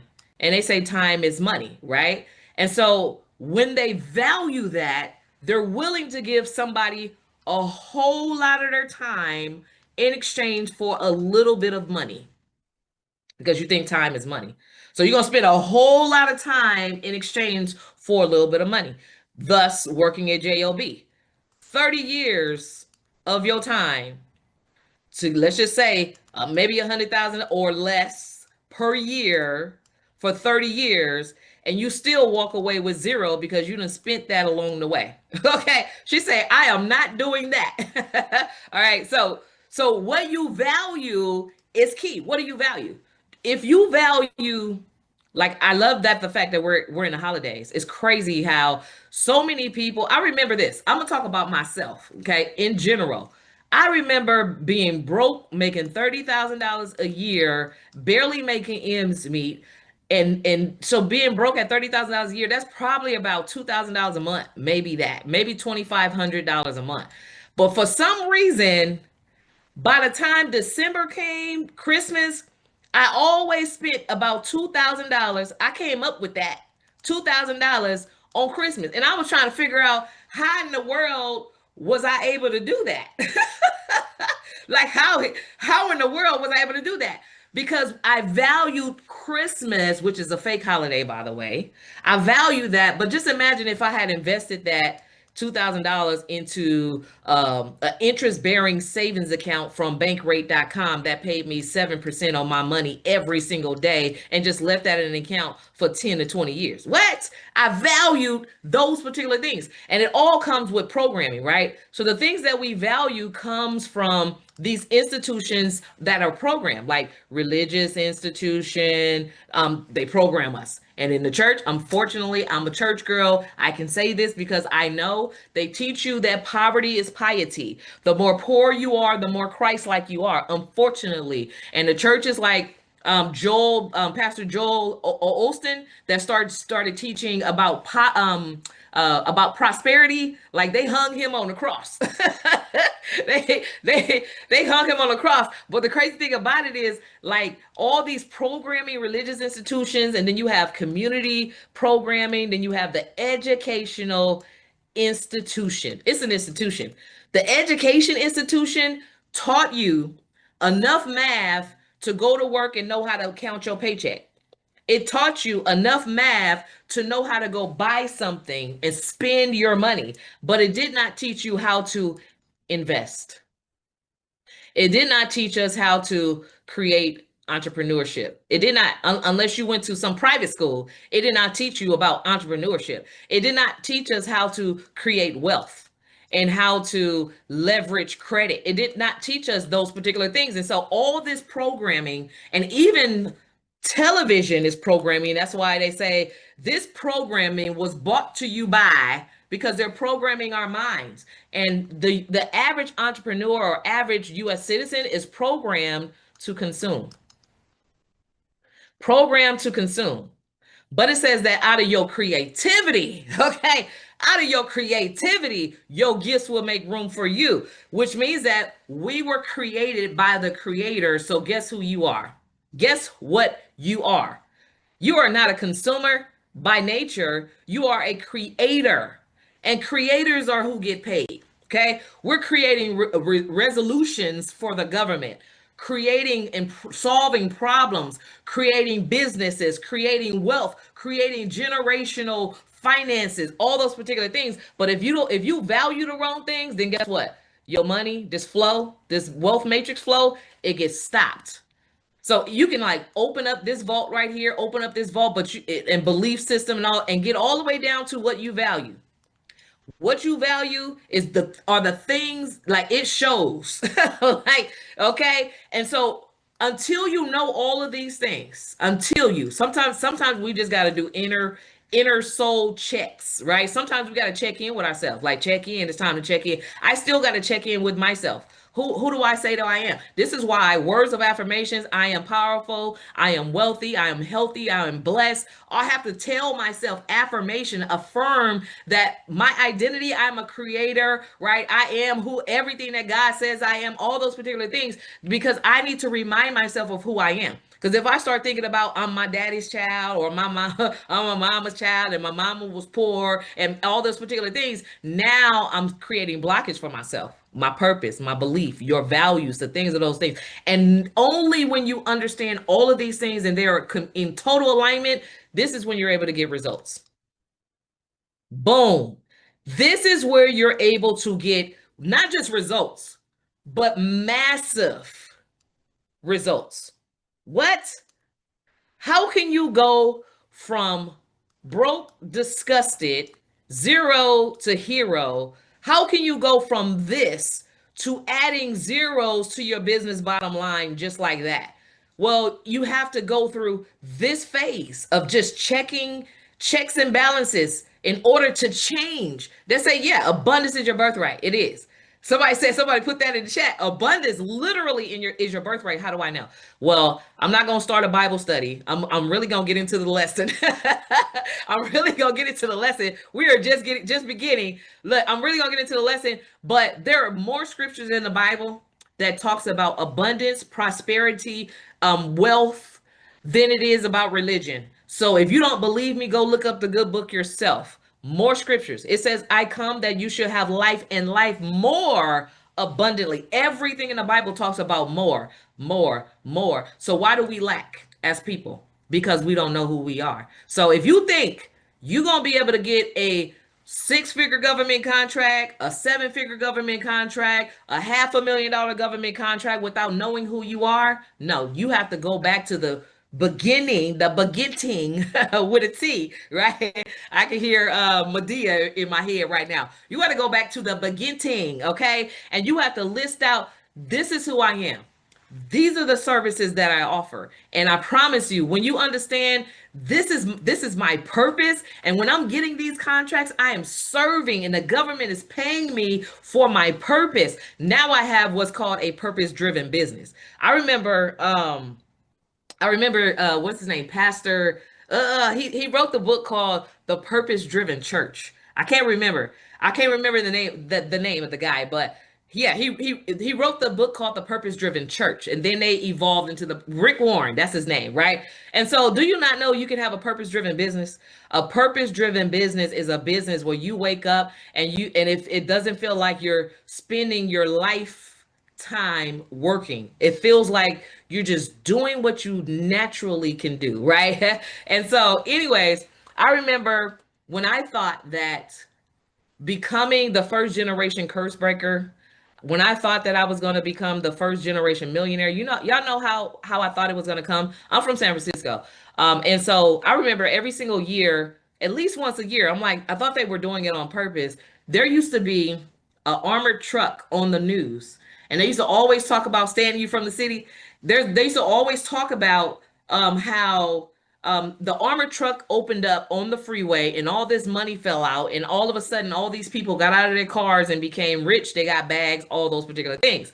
So I used to think that my best chance at becoming rich and wealthy was going to be to follow that armored truck, and maybe that day it was going to open up for me, right? So whenever I would see an armored truck, I'm detouring, I'm following it. Maybe today is going to be my day. I didn't know that it was going to be the business and doing business with the government that was going to change my life, right? So that was my armored truck dream. Do you not know I found something far greater than the armored truck when I discovered government contracts? Yes. What I discovered was something far greater than the armored truck, right? And it's unlimited. Like, it's not going to be by chance. This is a truck, y'all. Like, it's a truck, right? And so this particular armored truck, when you understand money bags, when you understand this one thing right here, the coding system that the government speaks in, now we get to draw a straight line from our industry skill set, from our experiences, our backgrounds, the jobs that we had, the things that we have to offer, our gifts, our passions. Now you get to draw a straight line to the money. Straight line to the money. Now, there's a site, let me see, NAICS.com. Most of y'all probably may be familiar with NAICS.com. But the NAICS, which is the industry coding system, when you find the code to what it is that you do, which is why I had you listed out, when you find the industry code, you will have found the money. Okay? The government speaks in different languages, a coding system. And for those of you who work for the federal government, you understand. They speak in NAICS codes, PSC codes, commodity codes. They speak in all of these different SIC codes in a coding system. And you have to understand what the codes are for your business in order to go find the money for your particular business. Okay. So I'm not going to look up company and look up, but NAICS codes. And so the list of services, what list of services did you identify? Type some of those things in the chat, because I'm gonna use some of y'all business industries as an example. Yes, type some of your services. Okay, so photography. Okay, I'm gonna look at photography. All right, cool. So let's start with that. So, for instance, I'm gonna type in photography. Okay. Now, when you think about photography, you got to think about, what do I do as a photographer? Okay. List all those things out. Well, photography, there's a bunch of different codes that come up. Okay. There's photography studios. Now, if you could set up a room in your house, you got a studio. A room in your house with a green screen and a flashing light bulb, like one of them things, like, you have a studio. Okay. So you can use this code. Commercial photography is any photography that you're doing in government, in real estate, anything outside of people, okay? Outside of like personal event photography. So commercial photography falls within your wheelhouse. If you can go to a school and take pictures of kids, photography for school photography can fall in your wheelhouse. All those particular things. So you got to think about photography. What else does a photographer do?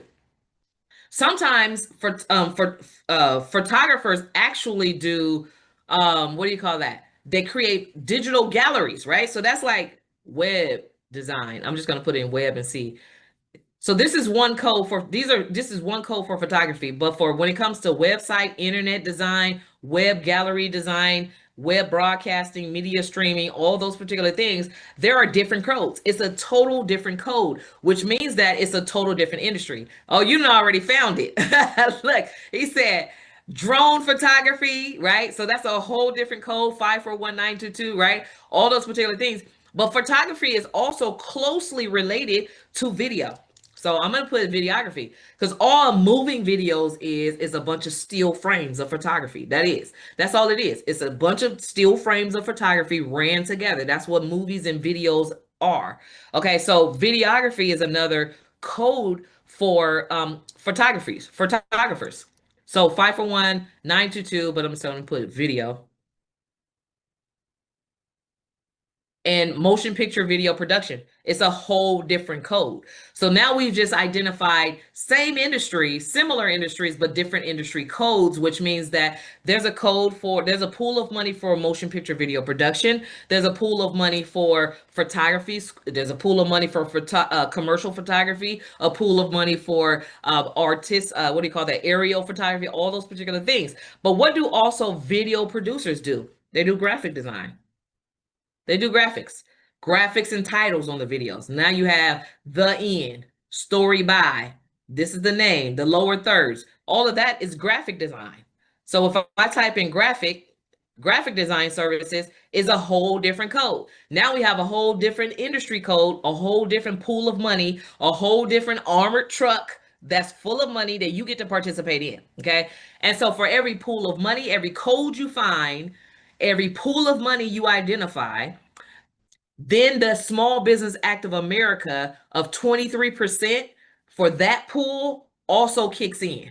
Okay, so 23% of the funding that goes to graphic design services is going to go to a certified small business. Okay, we'll talk about certifications later on throughout the week, but a pool. So these are opportunities for you to start identifying where the money is. Okay, graphic design, video producers also do.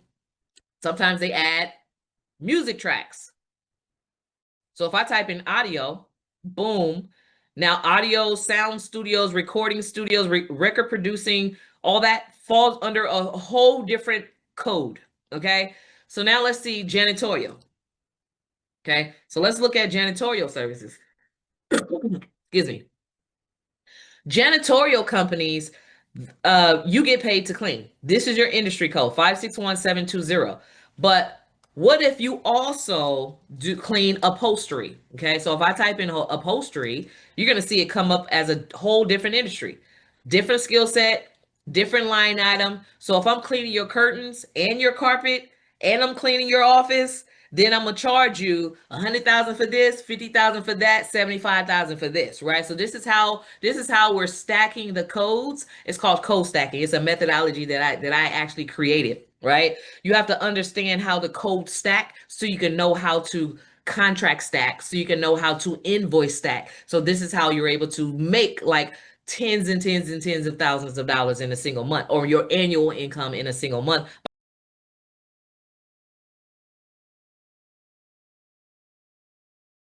By understanding code stacking, okay? So we have carpet upholstery. Well, janitorial companies also, as I mentioned yesterday, recycle. So I'm going to use recycling. Custom compounding of purchased resins. This is recycling. This is what the government calls it. So this is how you find the crosswalk between what you say you do and how the government labels it with money. Feel me? This is how you find the crosswalk between what you say you do and how the government funds it with money. So you have to find their lingo for what you do and their code. Okay. So let's just say the upholstery, recycle. What other transportation? Let's put in transportation. Okay. I'm gonna put in transportation.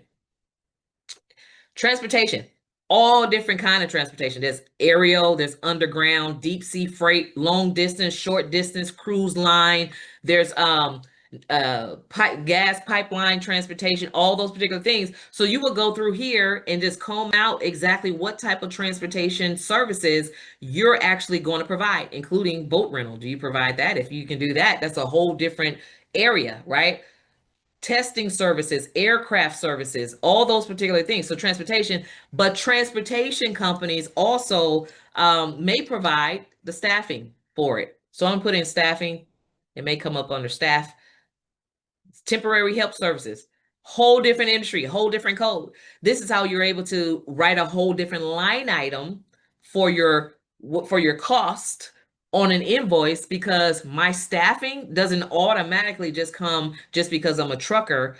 That's a skill set that I have to now switch my mind over to HR, staffing, how I'm going to hire, all those particular things, payroll. I'm thinking about all that, right?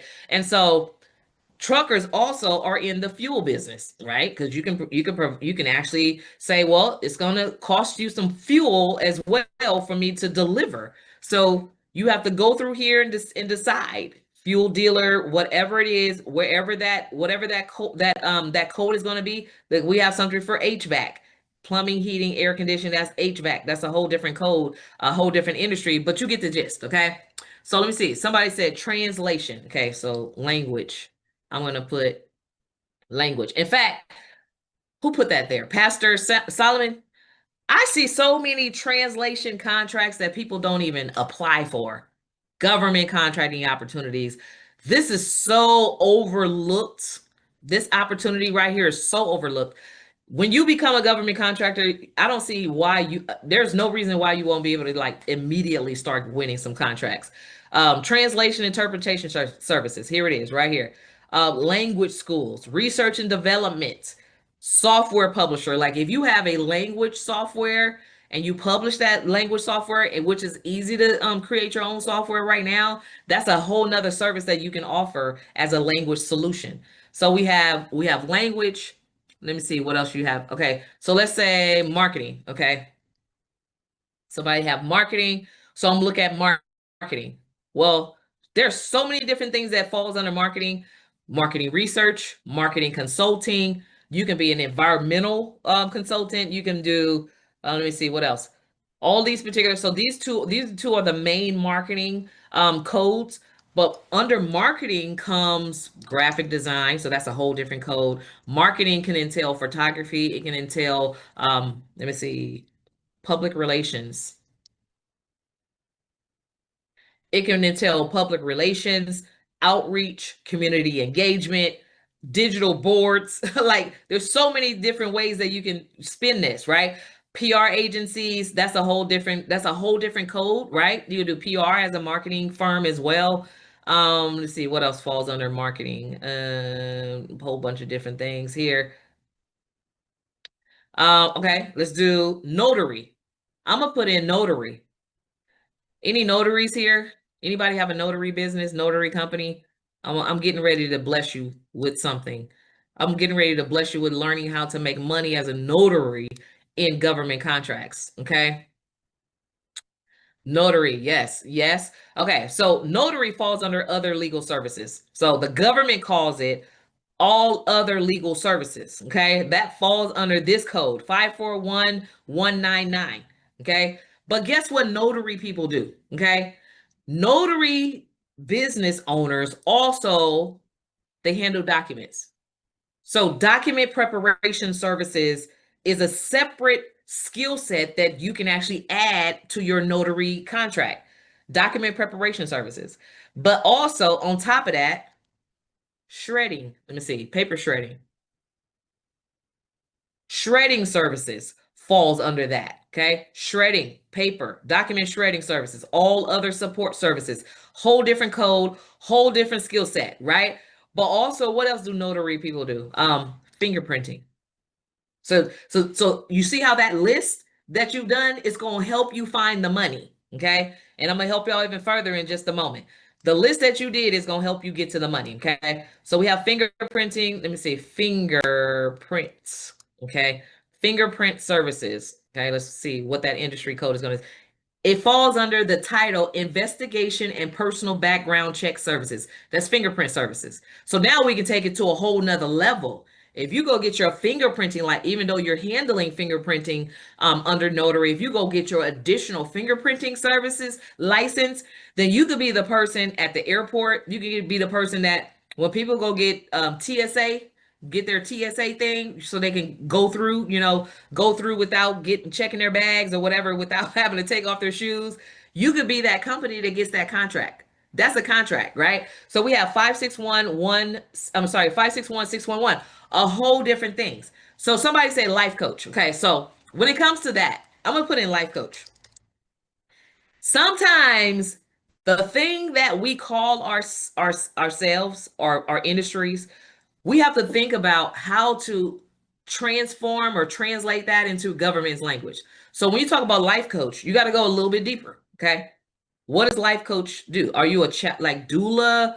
You have to be very specific, right? When it comes to life coach. So you, instead of like just life coach, you start asking yourself, what do I help people to accomplish in my coaching program or through my coaching services, right? So life coaches, you can just say, I'm a financial coach, right? Or I do finance. If I type in finance, I help people understand financial literacy as a financial life coach or whatever, right? So you have to type in finance, and then there's going to be like finance consulting that comes up under that. I help people become, more mentally sound or aware of who they are. So there's like mental health coaching.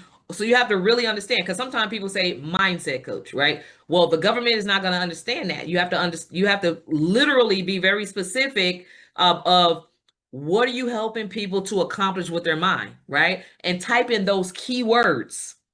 Type in, let's put in spiritual, okay? And see what comes up on the spiritual. It may come up under spiritual. Let me say spiritual. I think I spelled that right. Religious, okay? Keywords. I'm just playing with keywords, because sometimes you have to just play with the keywords until you find your thing. You have to dig until you find your codes, okay? For some people, this maybe just one code. For others, it's going to be multiple codes. One or multiple, it doesn't matter. You just have to find the money, okay? Dig for your codes, okay?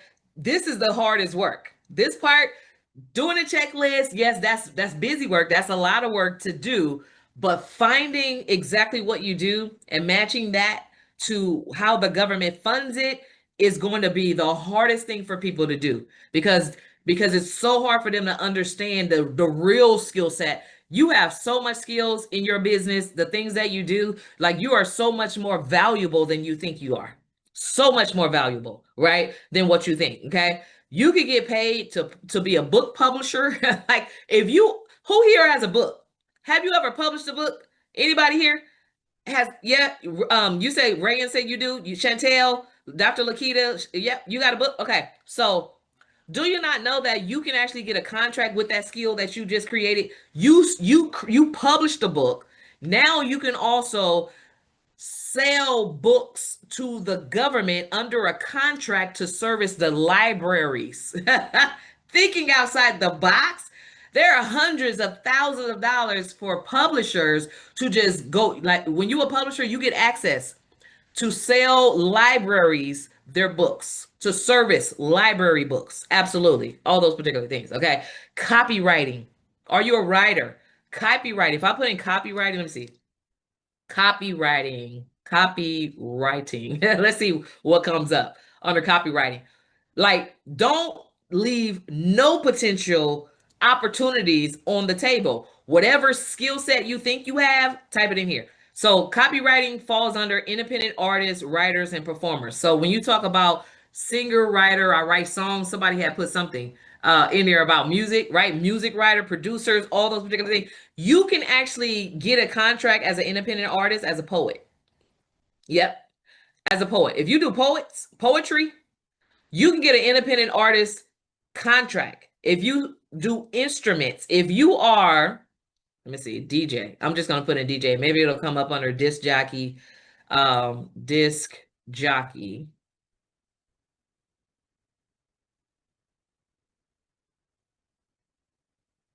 Disc jockey, independent art. So it still falls under independent artists. So DJs gets contracts. Yes. So there are so many opportunities for you all. All you have to do is take the list. This is going to be a part of the homework. Take the list of services that you identified, and I want you to find the codes for them. Some of those have similar codes or same codes, but some of them are going to be Totally, completely different codes, okay? So I want you to find the codes because that's going to be very key. When you find the code, you find the money, okay? And I want you to identify, let me see. I want you to identify how many money bags you identify. When you find this code, it's a seven digit number. It's 521110. So it's a 6-digit number. When you find the code, you find a money bag.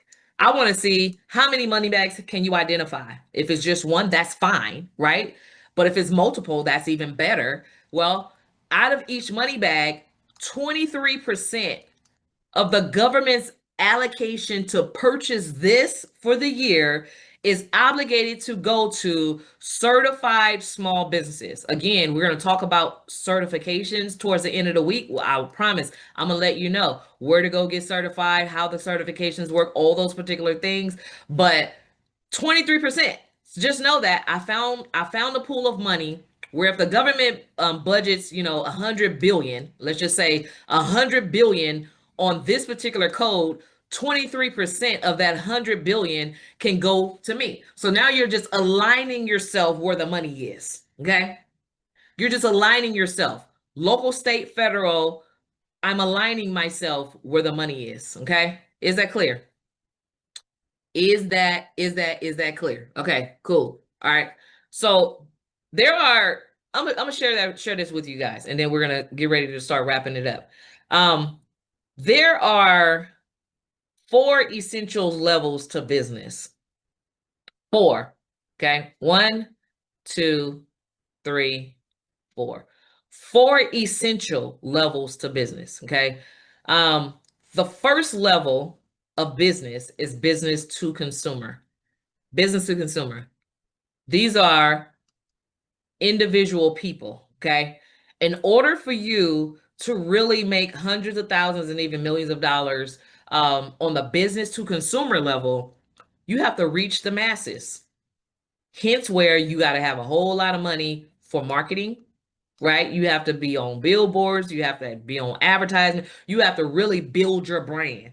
And for a business starting with zero and bootstrapping your way to the top, like you're just reinvesting your money, it's a long road, right? It's not that you can't do it. It's just a long road. It's hard, right? This is where most business owners make $0 to about $80,000 a year at this business to consumer level. The average. These are the average revenues for a business to consumer business. The next level to business is business to business, B2B.